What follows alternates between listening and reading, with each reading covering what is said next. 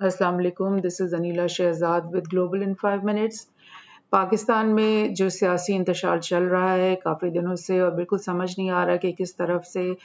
बेहतरी आएगी और कैसे ये हालात संभलेंगे। तो मुझे ये लगा कि बहुत इम्पॉर्टेंट है इस वक्त हमारे लिए इस बात को रिव्यू करना कि मुसलमान उम्मा के ऊपर उनकी तबाही और इंतशार का जो ये ड्रामा है ये काफ़ी दिहाइयों से यानी चल रहा है। और किस तरह से ये कंस्पिरेसीज़ जो मुख्तलिफ़ ममालिक के ख़िलाफ़ चलती रही हैं, जिससे उनकी तबाही को मुमकिन ही नहीं बल्कि यकीनी बनाया गया है। और इसका क्या सिलसिला है और कब से ये चल रहा है, इसको हमें एक रिव्यू ज़रूर कर लेना चाहिए, specially being Pakistanis, specially being part of Muslim उम्मा। तो पहले शुरुआत जो है वो मैं इस गुड न्यूज़ के साथ करना चाह रही हूँ कि सीरिया जो है 12 साल के बाद दोबारा से उसको अरब लीग में शामिल कर दिया गया है। बहुत ही खुशाइंद बात है और ये इस बात की तरफ इशारा है कि जिस मुसलमान उम्मा के बीच में तफर्रुकात और इंतशार और एक दूसरे से नफ़रत को मुख्तलिफ़ तरीक़ों से बढ़ाया चढ़ाया गया और जिसके नतीजे में बहुत बुरी हौलनाक किस्म की जंगों से भी ये गुज़रे हैं ये हमारे तमाम ममालिक। तो उसका एक क्लोज़र और उसका एक यानी कि रिवर्स जो है ना वो अब स्टार्ट होना लग रहा है कि वो शुरू हुआ है जब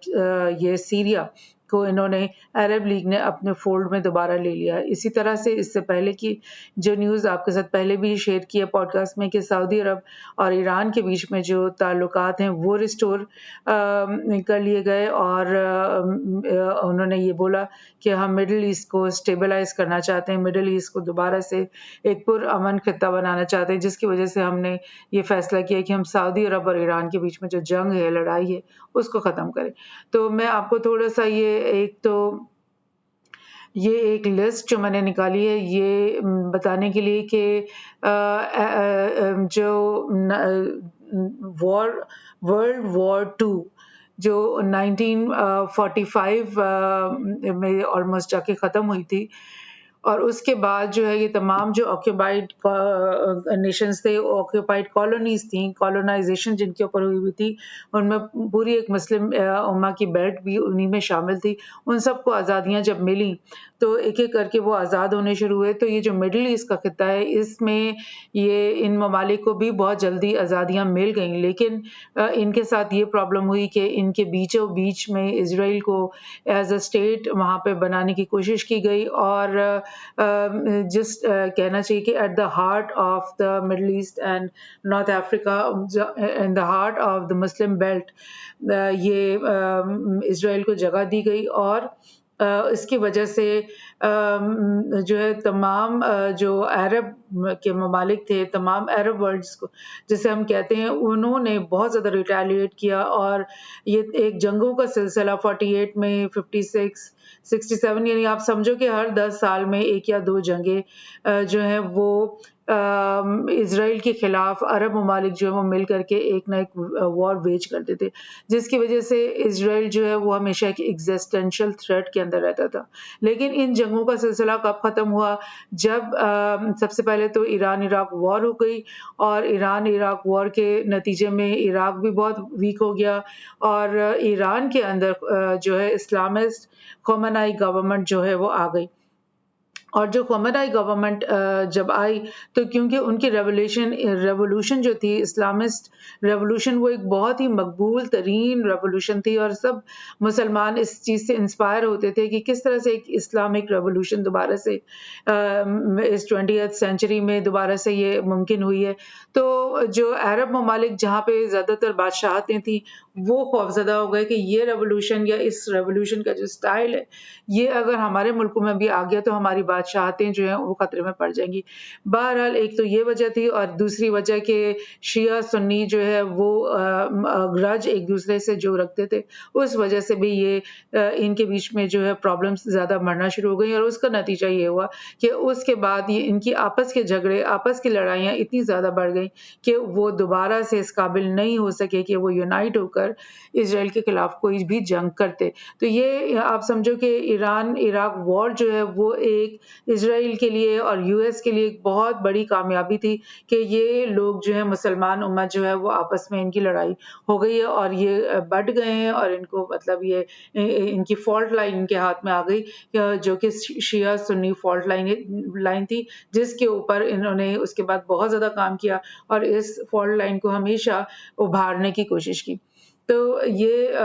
اس کے بعد جیسے ہی ایران عراق وار ختم ہوئی اور عراق نے اعلان کیا کہ ہم جیت گئے اس وار میں، ایران نے بھی اعلان کیا کہ ہم جیت گئے. بہرحال اس کے فوری طور کے بعد یعنی ودن منتھس US نے جو ہے گلف وار ایک ویج کی جس کے اندر انہوں نے کویت کے بہانے سے عراق کے اندر جو ہے وہ حملہ کیا اور اس کی اینٹ سے اینٹ بجا دی. اس کے صدا جو یہ تھا صدام حسین، اس کی جو آرمی کے اندر کوئی ٹینک کوئی جہاز کوئی ان کی جو ہے نا وہ جس کو کہتے ہیں انسٹالیشن آرمی انسٹالیشن وہ کسی کو بھی ثابت نہیں چھوڑا اور اس کو ٹوٹلی ان کو تباہ کر دیا یہاں تک کہ وہ بس اب ان کے پاس سوٹیاں اور پتھر کے سوا کچھ بھی نہیں رہ گیا لڑنے کے لیے. تو یہاں سے عراق کا جو ہے وہ انہوں نے ٹوٹل ڈیزاسٹر شروع کر دیا اور ان کے اوپر اتنی زیادہ بری سے بری سینکشنز لگائیں کہ عراق کے اندر میڈیسن جانا فوڈ آنا یہی جو ہے ان کا ایک بہت بڑا مسئلہ بن گیا. حالانکہ آئل اکانومی ہونے کی وجہ سے وہ بہت رچ کنٹری تھی لیکن ان کی اس جنگ نے اور ان کی جو بے شمار بے انتہا سخت سینکشنز کی وجہ سے وہ لوگ جو ہے کھانے پینے سے جو ہے وہ رہ گئے اور ان دی اینڈ جو ہے 2000 اسی کے 8-10 سال کے بعد آپ دیکھ رہے ہو کہ وہ 2001 میں افغانستان کو US نے انویڈ کیا، 2003 میں دوبارہ سے عراق کے اوپر انویژن ہوئی اور اس کے بعد اس چند سال کے وقفے میں آپ دیکھ رہے ہو کہ 2011 کے فوراً شروع ہوتے ہی پورے عرب ورلڈ کے اندر ایک عرب سپرنگ کے نام سے ایک پروٹیسٹ اور جو ریولوشن کہہ لو پروٹیسٹ کہہ لو اس طرح کی مہمیں شروع ہو گئیں جس کی وجہ سے لیبیا کے اندر پروٹیسٹ جو ہوئے پہلے تونسیا میں ہوئے ٹیونس میں ہوئے اس کے بعد لیبیا میں پروٹیسٹ ہوئے جس کے نتیجے میں نیٹو نے حملہ کر دیا اور غدافی کو مار دیا گیا. اس سے پہلے آپ نے دیکھا کہ عراق میں صدام حسین کو مار دیا گیا، اس کی بھی لاش کو سڑک پہ گھسیٹا گیا، غدافی کی لاش کو سڑک پہ گھسیٹا گیا. اس کے بعد ساتھ ہی میں ایجپٹ کے اندر وہ پروٹیسٹ کا ایک لمبا سلسلہ شروع ہو گیا جس کے نتیجے میں جو ان کے صدر تھے بہت پرانے چلتے آ رہے تھے ان کو وہاں سے جانا پڑا. اور اس کے بعد سیریا کے اندر آپ نے دیکھا اسی سال میں ایک کانفلکٹ اور سول وار اور پروٹیسٹ کا سلسلہ اور وہ ایک اور وار شروع ہو گئی اور پھر یمن وار شروع ہو گئی اور مطلب یعنی آپ سمجھو کہ ہر سال کے حساب سے انہوں نے مسلمان کنٹریز کو ایک سے ایک کر کے جو ہے خراب کرتے گئے، ان کے اندر کانفلکٹس وہ شروع کرتے گئے. عرب سپرنگ کا ہی میں آپ کو یہ نقشہ دکھا دوں کہ یہ سارا آپ سمجھ لو کہ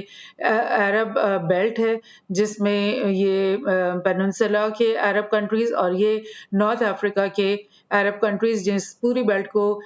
مینا بھی کہتے ہیں یعنی کہ مڈل ایسٹ اینڈ نارتھ افریقہ. تو اس کے اندر تمام گورنمنٹس کو خراب کیا گیا.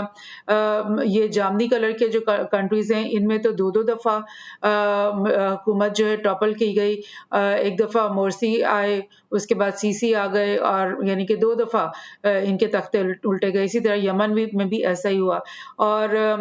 یہ آپ دیکھ رہے ہو ٹیونس میں بھی ان کی گورنمنٹ ٹاپل ہو گئی. اور پھر آپ دیکھ رہے ہو یہ لیبیا کے اندر سول وار کا سلسلہ جس میں غدافی کو مارا گیا اور اس کے بعد سول وار چلتی رہی، وہاں پہ ڈفرینٹ گروپس بن گئے اور آج تک ان کے بیچ اندر جو ہے کوئی اسٹیبل پراپر گورنمنٹ نہیں ہے. ابھی تک ان کے اندر ملیشیاز ہی جو ہے وہ کام کر رہے ہیں. اسی طرح سے یہ جو آپ دیکھ رہے ہو عمان، یہاں پر بھی پروٹیسٹ ہوئے. اسی طرح سے یہ آپ کو جارڈن میں بھی اور دکھ رہا ہے کہ ویسٹ بینک میں بھی انفیکٹ پروٹیسٹ ہوئے. اور یہ آپ دیکھ رہے ہو سوڈان میں بھی پروٹیسٹ ہوئے اور الجیریا میں بھی پروٹیسٹ ہوئے اور یہ آپ دیکھ رہے ہو عراق میں بھی پروٹیسٹ بے شمار ہوئے اور ایران میں بھی پروٹیسٹ ہوئے. تو یہ سب, اور سیریا میں تو خیر سول وار ابھی تک وہ چل رہی ہے جو ان کی ہے. تو آپ نے دیکھ رہے ہو کہ یہ سارا مسلم بیلٹ کو جو ہے انہوں نے خراب کیا. انہوں نے کسی نہ کسی طریقے سے, کیونکہ بہت سارے انالسٹ ہیں وہ جو کہتے ہیں کہ لائک یہ آرکسٹریٹڈ تھے. عرب اسپرنگ کے جو ہے وہ باہر سے ان کو فیول کیا گیا, فنڈ کیا گیا, ٹرین کیا گیا لوگوں کو, اور ملیٹنٹس کو, ملیشیاز جو اس کے اندر انٹر کیے گئے وہ سب بھی ٹرینڈ تھے اور ان کے ویسٹڈ انٹرسٹ تھے جس کے جو یو ایس کے حق میں تھے, ان کے ویسٹرن الائز کے حق میں تھے, اور مسلم بیلٹ کو تباہ کرنے کے لیے وہ یہ عرب اسپرنگ کو چلایا گیا تھا. سو یہ آپ دیکھ رہے ہو کہ جو پوری مسلم بیلٹ ہے, میں آپ کو ادھر ایک اور اسے دکھا دیتی ہوں کہ مسلم بیلٹ جو ہماری ہے وہ یہ پاکستان سے شروع ہوتی ہے, افغانستان, ایران, یہ Iraq, Syria, Turkey, Egypt, Libya, Algeria اور موراکو اور ویسٹرن سہارا, موریٹانیہ. یہ سب جو بیلٹ ہے یہ پوری مسلم کنٹریز کی بیلٹ ہے. اور آپ دیکھ رہے ہو کہ یہ اس کو مڈل ارتھ بھی کہتے ہیں کچھ جو ویسٹرن جیو پولیٹیکل لوگ ہیں, اینالسٹ وغیرہ, وہ اس کو مڈل ارتھ بھی کہتے ہیں کیونکہ یہ ایک ایسی بیلٹ ہے جو کہ پوری دنیا کی جو ایکویٹوریل اور اس کے قریب ترین ہے اور سینٹر میں ہے, اور لائک نارتھ کی طرف بھی جو ہے وہ اس کے کنٹریز ہیں, ساؤتھ کی طرف بھی اس کے ایک دنیا ہے, اور یہ سینٹر میں یہ پوری بیلٹ آتی ہے اور مڈل بیلٹ کہلاتی ہے. لیکن آپ کو میں اس لیے یہ بڑا نقشے میں دکھا رہی ہوں کہ یہ پوری جو مسلم بیلٹ ہے اس کے اندر جو عرب جو مینا کا علاقہ ہے, مڈل ایسٹ اینڈ نارتھ افریقہ, اس پوری بیلٹ میں تو ایک اپہیول چلایا گیا اور اس کو آرکسٹریٹ کیا گیا, اور ان تمام ممالک کو جو ہے وہ ٹاپل کیا گیا, ان کی گورنمنٹس کو, ان کو ڈی اسٹیبلائز کیا گیا. لیکن جو کچھ ممالک رہ گئے تھے جس میں ٹرکی ہے جو بہت ہی ایک مضبوط کنٹری ہے, اور جس میں پاکستان ہے جس کے اندر کوئی بھی اس قسم کی نہیں چیز ہوئی, اور بنگلہ دیش, یہ ہم 3-4 ممالک ایسے رہ گئے تھے جہاں پر یہ چیزیں نہیں ہوئی تھی. لیکن آپ نے دیکھا کہ 2016 میں ٹرکی کے اندر بھی ایک کو لانے کی کوشش کی گئی جس میں کچھ آرمی کے جنرلز اور ان کے تھرو اردوغان کی گورنمنٹ کو ٹاپل کرنے کی کوشش کی جو کہ ناکام ہو گئی. اور اب آپ دیکھ رہے ہو کہ بالکل ریسنٹلی جو ہے سوڈان کے اندر ایک کانفلکٹ شروع ہو چکا ہے جس کو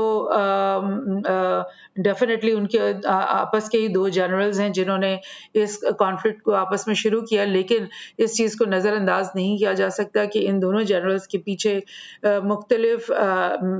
فورن قوتیں, فورن ایلیمنٹس, فورن طاقتیں ہیں جو ان دونوں کو انسٹیگیٹ کریں اس وار کے اوپر, اور وہ چاہتے ہیں کہ ایسا کوئی وقت نہ آ جائے کہ مسلمان جو امت ہے وہ بغیر جنگ کے رہ جائے اور وہ بغیر اپہیول کے رہ جائے. اور یہی چیز مجھے لگتا ہے کہ پاکستان کے اندر بھی جو پولیٹیکل انریسٹ جو ہے جو کہ اس وقت چل رہا ہے اس میں بھی ڈیفینیٹلی جو ہے یہ فورن ایلیمنٹس اور ان کے ہاتھ اور ان کے ایما پہ یہ بہت کچھ ہو رہا ہوگا. اور لائک بہت ہی دکھ اور افسوس کی بات ہے ایکچولی کہ ایسا کیوں ہو رہا ہے, اور مسلمان جو ممالک ہیں اور مسلمان امہ ہے وہ کیوں نہیں ہے اس قابل کہ وہ اپنے آپ کو ڈیفینڈ کر سکے اور اپنے اندر سے جو ہے فورن ایلیمنٹس, فورن طاقتوں کی جو انٹرسٹ ہیں ان کو وہ دھکیل باہر کیوں نہیں کر سکتے. ابھی سعودی عرب اور ایران نے جو کام کیا ہے اور سیریا کو جو اپنے فولڈ میں لے کر آئے, تو آئی تھنک سو کہ یہ فرسٹ اسٹیپ ہے اس چیز کی طرف کہ ہم اپنے معاملات کو خود دیکھیں گے, ہم اپنی ایشوز کو خود سالو کریں گے, ہم کسی کی ڈکٹیشن نہیں لیں گے, نہ ہی ہم کسی اور کے انٹرسٹ کو اب ہم سیکیور کریں گے. ہمارے اپنے انٹرسٹ ہیں, ہماری اپنی سوچ ہے, ہماری اپنا بلیف سسٹم ہے, اور اس کے مطابق ہم چلیں گے. اور میں بالکل امید کرتی ہوں کہ پاکستان بھی جلد سے جلد اس قسم کی کسی بھی اپہیول سے نکل جائے, اور یہ جو پولیٹیکل انسٹیبلٹی ہے آپ کو پتہ ہے کہ یہ کسی بھی طرف رخ کر سکتی ہے, ملک کے لیے خطرناک ثابت ہو سکتی ہے. لہٰذا ہم سب کی یہ دعا ہے کہ جو بھی شرپسند عناصر ہیں، چاہے وہ کسی بھی چیز گروہ سے تعلق رکھتے ہیں اور وہ کوئی بھی ان کے انٹرسٹ ہوں، لیکن وہ ایکچولی تو پورے پاکستان کو نقصان پہنچا رہے ہیں۔ تو ہم چاہتے ہیں، ہماری سب کی دعا ہے کہ پاکستان جو ہے امن کی طرف آئے، ایک پرامن طریقے سے اپنے ایشوز کو ریزالو کرے، پورے ملک کو خطرے سے نکالا جائے، اور ایک پرامن طریقے سے اگر الیکشن کے تھرو یہ چیز